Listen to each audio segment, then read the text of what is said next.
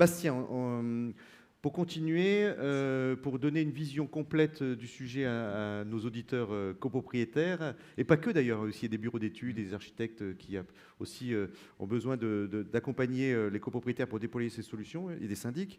Est-ce qu'on peut faire un résumé réglementaire de la réglementation, ce à quoi sont soumis les copropriétaires, et puis quelles sont les étapes qu'il y a pour déployer des solutions en copropriété de manière générale, hein, sur les deux familles, oui.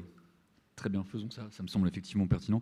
Je vais me permettre de compléter les chiffres qui ont été fournis par Ludovic sur l'état du marché. Pour rappeler qu'en France, grosso modo, 50% des Français vivent en habitat collectif. Que les chiffres s'entendent à dire que ça représente 7 millions de places de parking. Quel est l'état des déploiements aujourd'hui ? Il y a environ 26 000 immeubles 26 000 copropriétés qui ont signé des conventions avec des opérateurs tels que Bornes Recharge Service, ce qui représente un total de places électrifiables de 2 millions d'euros. De 2 millions de places, pardon, excusez-moi, pas d'euros. Là où le bas blesse un petit peu, c'est que il y a un écart assez grand entre ce qui est signé et ce qui est vraiment déployé. Et donc on y reviendra effectivement un peu plus en détail dans quelques instants.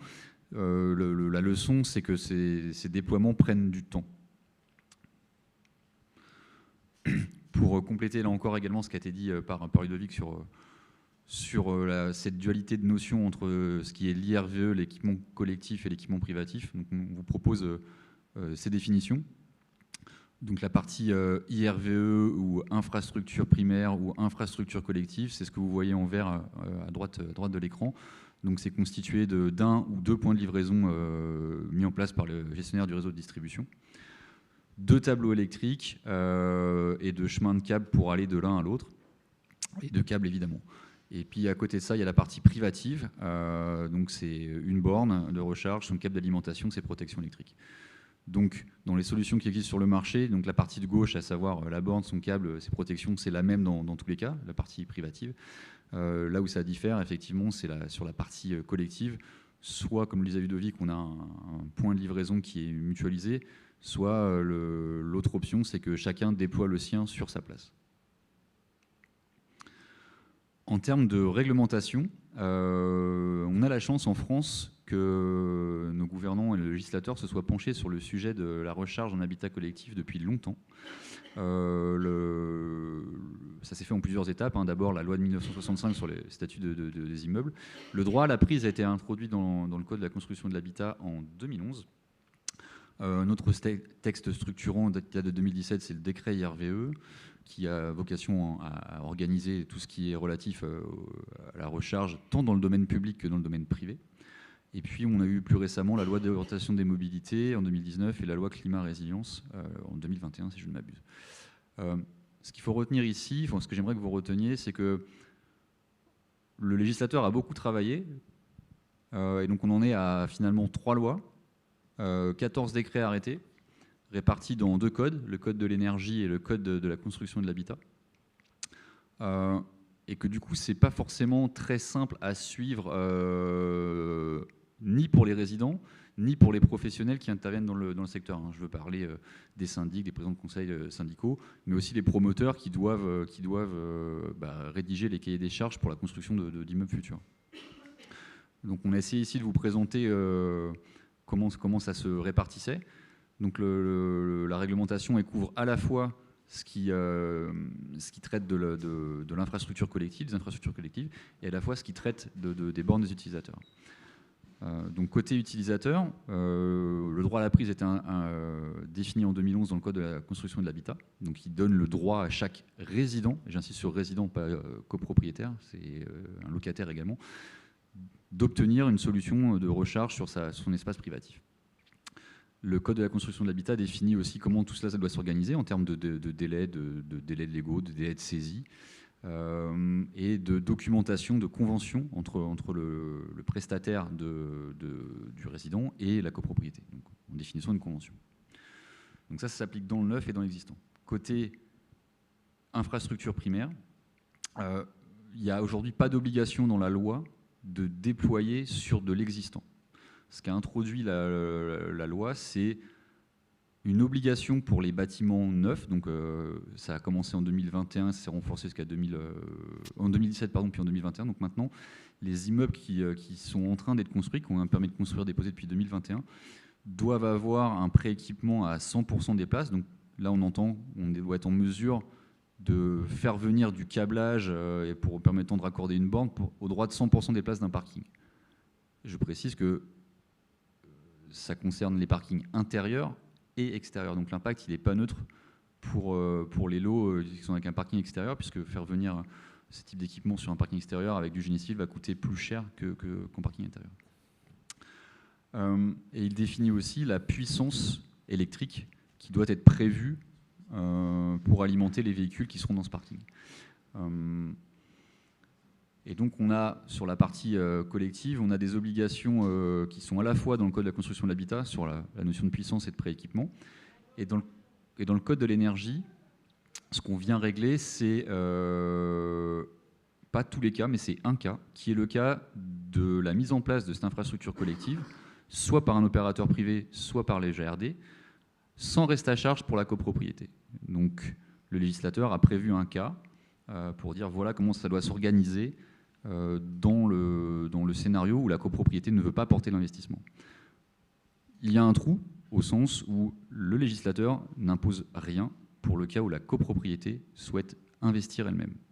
Il ne définit pas quelle doit être la convention. Ça, c'est un peu un petit trou. Qu'est-ce qui reste à traiter dans la réglementation? Puisque même si on a bien fait notre travail, il en reste un petit peu. Il y a 2 points. Le premier, c'est le pilotage de la recharge, ce qu'on appelle le pilotage de la recharge. Alors, pour être tout à fait exact, ça a commencé à être traité en 2019-2018 pour ce qui est de le pilotage de l'énergie dans le cadre de la recharge publique. Et c'est en train d'être traité au moment où on se parle pour la recharge privative. Pourquoi c'est important dans le contexte de la recharge privative, que ce soit en habitat individuel ou collectif d'ailleurs? C'est parce que la mise en œuvre du pilotage conditionne l'obtention du crédit d'impôt transition énergétique qui est de 500 € pour une personne individuelle.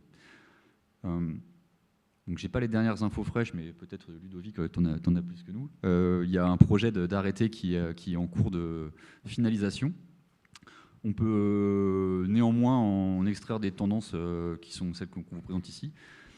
Pour avoir ces 500 € de CITE, il faudra répondre aux exigences de cet arrêté. Donc on attire votre attention ici sur le fait qu'aujourd'hui, quelconque électricien ou opérateur qui vous garantit que ce qu'il vous propose vous permet d'avoir le CITE, soyez vigilants parce que les gens qui arrivent à garantir qu'ils sont en règle avec un arrêté qui n'est pas encore paru, bon, pourquoi pas. Ce qui dit cet arrêté, en substance, il introduit 2 conditions qui sont assez importantes et structurantes sur les choix à faire par chaque résident. Le matériel doit avoir une certaine capacité qu'il n'avait pas besoin d'avoir nécessairement jusqu'à présent. On les a résumés ici en 3 points. 1, la borne doit être en mesure de se connecter à Internet. Donc ça veut dire quoi? C'est avoir un port RJ45 et ou des capacités Wi-Fi et ou des capacités de prendre une carte GSM. Elle doit être en mesure d'être reliée à un compteur d'énergie, un compteur électrique, donc soit par l'entremise d'un contact sec, soit par l'entremise d'un signal TIC. Et enfin, elle doit être en mesure de faire varier l'intensité du courant, enfin de la puissance qu'elle délivre. Et ces conditions se cumulent, hein, c'est pas au choix, il faut vraiment avoir ces 3 conditions. Je m'excuse si j'insiste lourdement, mais en fait, c'est très structurant puisque des matériels, des bornes de recharge qui sur le marché français présentent ces 3 composantes. Il y en a, bien sûr, il y a du choix, mais ça ne concerne pas toute l'offre aujourd'hui en vente en France. Donc il faut être vigilant sur ce point-là. La deuxième condition qui doit être respectée, c'est non seulement il faut que du matériel qui soit en mesure d'être piloté, donc il faut du matériel pilotable, Et il faudra en plus mettre en œuvre ce pilotage. Soit en se connectant à Internet, soit en se connectant à un compteur d'énergie. Et là encore, cette condition est structurante et on vous invite à la plus grande vigilance sur ce point. L'autre angle qui est encore à travailler, c'est ce qu'on a appelé l'interopérabilité. Donc pour reprendre l'analogie que j'aime bien moi aussi de la fibre, dans le cas de la fibre dans un immeuble, il y a un ou des opérateurs qui ont investi pour ramener la grosse fibre, la grosse alimentation Internet dans toute la colonne d'étage. Et après, chaque résident a le choix de son opérateur d'Internet qui va lui mettre le dernier mètre de fibre optique, lui fournir sa box et lui proposer un service. Eh bien, dans le cas de la recharge d'un habitat collectif, c'est grosso modo la même chose. Il reste à organiser, à formaliser dans la loi ces mécanismes qui permettent à chaque résident de faire le choix de sa borne, de ses prestataires, indépendamment de qui est l'entreprise chargée de la maintenance et des opérations sur l'infrastructure collective. Donc là aussi, point de vigilance. Certaines solutions sur le marché, alors qu'elles soient GRD ou qu'elles soient portées par des opérateurs privés, ne garantissent pas cette interopérabilité. Donc c'est vraiment un point de vigilance pour vous et pour vos résidents, puisque il faut en avoir conscience pour justement pouvoir le dire à chacun et que chaque site, chaque copropriété fasse son choix en âme et conscience, si je puis dire, mais de manière bien éclairée. Et j'en ai fini pour cette partie. Voilà. Donc déjà, ça permet de cadrer aussi au niveau réglementaire. Alors, Bastien, est-ce qu'on peut détailler finalement l'installation telle qu'elle est et la mécanique d'installation? Oui, alors allons-y. On a essayé d'être synthétique sur cette slide. Qu'est-ce que c'est finalement une infrastructure? On ne sait jamais que ce que vous voyez matérialisé à gauche, c'est les bornes devant chaque place qui sont connectées électriquement par l'intermédiaire d'un câble qui passe sur un chemin de câble à un petit tableau électrique qu'on voit en bas à droite, qui lui-même est raccordé à un point de livraison d'énergie par l'intermédiaire d'un câble et d'un chemin de câble. Donc c'est concrètement pas, c'est pas des fusées ou des bombes nucléaires. Faut pas s'en faire. Mon point, c'est faut pas se faire une montagne de ce que c'est techniquement. Ça reste relativement simple. La complexité dans cette approche, et vous l'aurez compris à travers les interventions qu'on a fait jusqu'à maintenant, c'est finalement arriver au moment où on va installer tout ça, puisqu'il y a des questions de structuration administrative, de portage financier, de financement, de processus de décision. Pour compléter ce que disait Rita, l'infrastructure collective, la copropriété, elle a deux choix, au-delà de quelle solution. Elle a le choix de porter l'investissement ou elle a le choix de le faire porter par un tiers.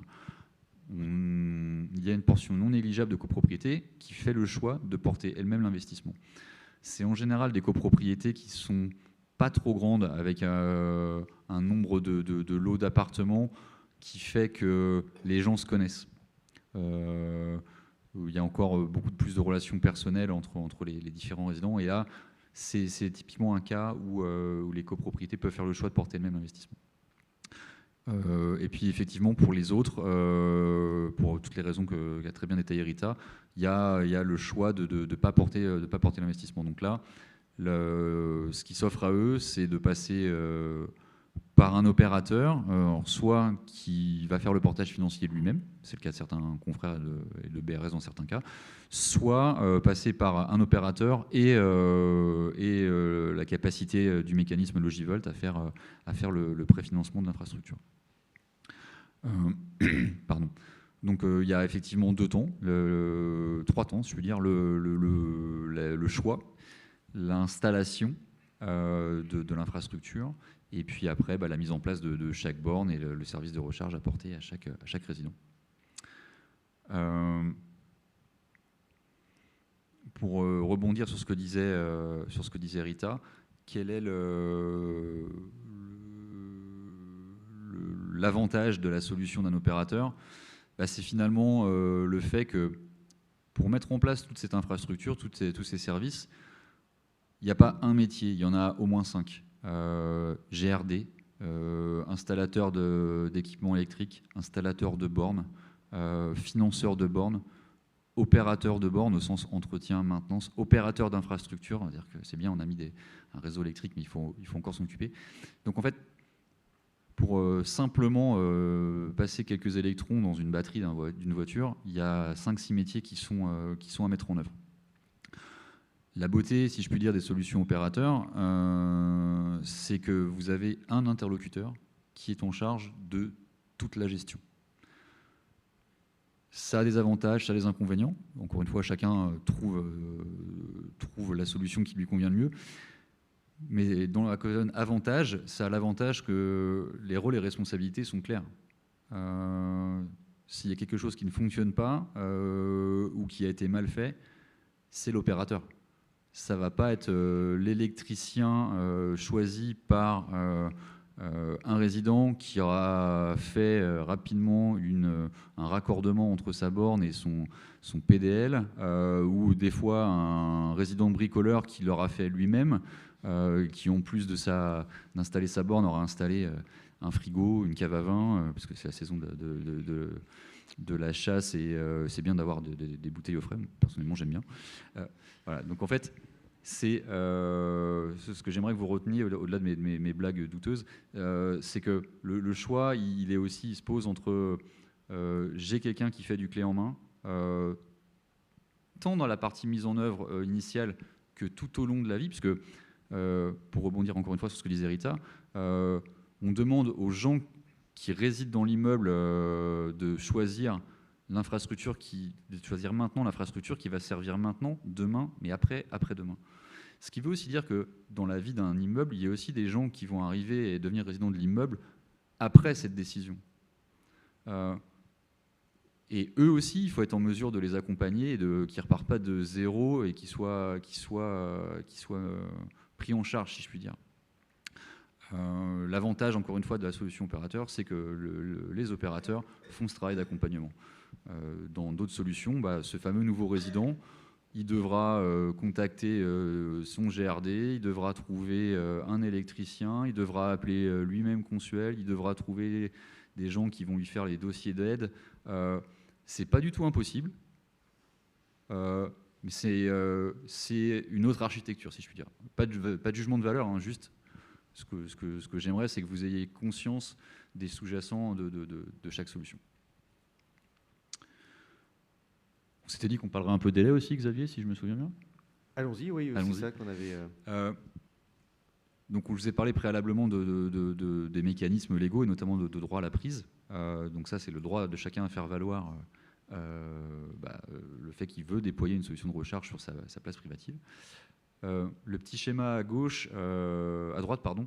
Alors on en est très fiers. Ça nous a pris beaucoup de travail de mettre sur une page lisible et claire. Alors là, il est très petit. Hein. Il est en l'occurrence illisible pour le public qui est là. Mais nos amis en ligne pourront zoomer et les gens dans la salle, on sera ravis de vous le présenter en plus gros. Juste, Bastien, ce que je voulais préciser à notre public, c'est qu'en fin de conférence, vous recevrez un questionnaire de satisfaction et vous pourrez télécharger toutes les présentations. Donc, vous aurez bien entendu le schéma là, sur lequel vous pourrez zoomer, passer du temps à le comprendre, et ainsi que toutes les autres présentations. Ouais. Hein. Donc voilà, ce schéma, c'est le guide de comment mettre en œuvre mon droit à la prise quand je suis résident, avec les étapes administratives, les délais légaux. Pour être schématique, le process de décision et d'administratif légal pour faire valoir son droit à la prise, il prend grosso modo jusqu'à 6 mois. La pose de la borne, réaliser une pose de borne, c'est plutôt entre 1 et 4 semaines en tant que tel. Ce qui fait le délai, c'est pas les temps administratifs, c'est la disponibilité des équipes et puis du matériel. Dans le cas d'une d'une infrastructure collective. Donc là, je me suis permis de reprendre à gauche le schéma de l'excellent guide copropriété réalisé par l'AVER. Il y a trois grandes phases. Le vote en AG et sa préparation, le raccordement du GRD et l'installation de l'infrastructure collective. Et le message que je voulais faire passer ici, c'est anticiper, puisque préparer son assemblée générale, ça peut prendre déjà un peu de temps. Le raccordement du GRD est un poste de temps qui est très très important. Quant à l'installation elle-même de l'infrastructure, elle peut complètement être faite dans le temps, en temps masqué, si je puis dire, pendant le temps nécessaire au GRD pour venir renforcer le réseau de distribution. Et le temps global, alors du coup, si on donne en nombre de mois ou... Eh bien, écoutez, ça va être dans une fourchette qui va être entre 8 et 18 mois. 8 et 18 mois, voilà. Donc, c'est-à-dire que ça ne se fait pas du jour au lendemain. C'est-à-dire que quand les copropriétés décident, il faut qu'elles l'aient anticipé. C'est déjà le temps d'arriver à la décision. C'est-à-dire qu'il y a une assemblée générale qui est programmée à une certaine date, mais il faut la préparer en amont. Il faut qu'elle ait lieu, il faut qu'il y ait un vote, il y a un délai de 2 mois à laisser passer. Et puis après, il y a la mise en œuvre opérationnelle. Donc vraiment, l'aspect anticipation est important, puisque nous, ce qu'on rencontre tous les jours sur le terrain, c'est aussi finalement un comportement classique, c'est bonjour, j'ai ma voiture vendredi, je voudrais ma borne samedi, s'il vous plaît. Ce qui se comprend, hein, ce qui est logique, mais on en retient qu'il y a un besoin d'informer et de faire savoir quelles sont les grandes masses de temps pour arriver à mettre en place tout ça. Voilà, ça c'est votre dernière diapo. Ouais. Celle-ci, ce qui est présenté ici, c'est l'indicateur qui est réalisé par une association nous sommes membres qui s'appelle l'AFOR, l'Association des Français des opérateurs de recharge, qui publie son baromètre, alors qui normalement devrait bientôt être intégré par l'AVER pour le consolider avec ceux d'autres acteurs. Donc on a hâte que ça soit le cas. L'idée ici, c'est de circonstancier un petit peu ce que je disais précédemment sur les délais. Ce que constatent les opérateurs au sein de l'AFOR, alors prétendent pas que c'est une vérité ultime, entendons-nous bien, mais c'est ce que constatent ces sociétés, c'est que les délais pour avoir de la part des GRD la mise en place d'un point de livraison, d'un nouveau compteur, entre le moment où on le demande et le moment où il est vraiment déployé, il peut se passer de 6 à 9 mois, voire plus dans certains cas. Et donc j'en reviens à cette notion d'anticipation, puisque les délais, tant ceux de décision en assemblée générale que ceux de mise en place de l'infrastructure et donc de son comptage, sont supérieurs aux délais légaux des droits à la prise. Donc si vous ne l'anticipez pas, vous n'aurez pas nécessairement la capacité légale de vous opposer aux demandes émanant de vos résidents de connecter leur solution de recharge à l'existant. Il faut le savoir. Il faut aussi démystifier, hein, c'est pas sale de se connecter sur le tableau électrique des services généraux. Mais comme le disait Rita, à un moment donné, c'est une solution qui rencontrera une limite, tant de disponibilité dans le tableau de place physique que de puissance. Voilà, donc anticiper. Merci pour cette présentation.